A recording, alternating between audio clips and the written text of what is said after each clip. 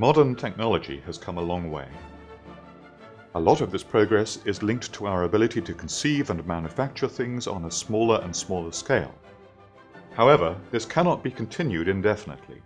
Current microtechnology stops behaving as it should when we scale it down to the atomic level. Transistors become smaller and smaller, but this process of miniaturization is limited. There are fundamental limits where quantum and finite size effects eventually dominate.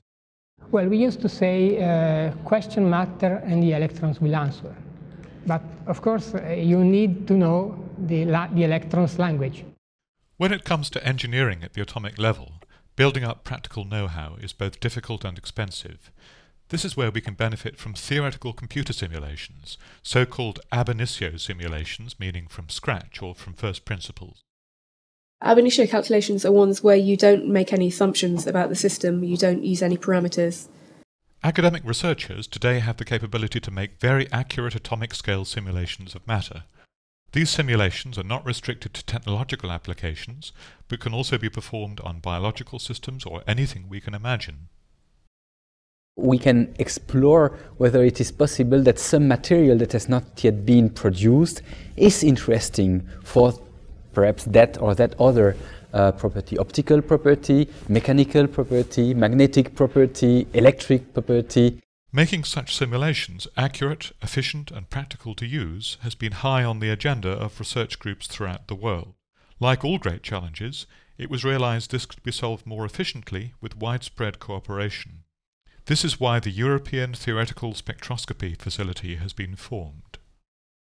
It's the experience of more than 10 years working all together, which is extremely important because there is this concept of networking, which is very valuable to solve complex problems. Because it's not that one person or one group is able to solve one problem, but you can solve it in a global network of many people in Europe.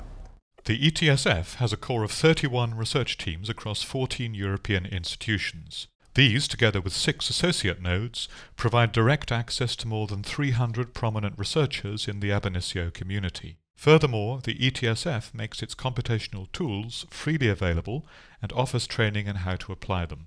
We will work together with people, and this is possible in many different ways. For example, they can send us a student, and the student will learn, and then the student comes back, and he or she can then work independently. Or we can carry out calculations for people, or we can go to them and teach, or it can be an intermediate thing. So there are very many different possibilities.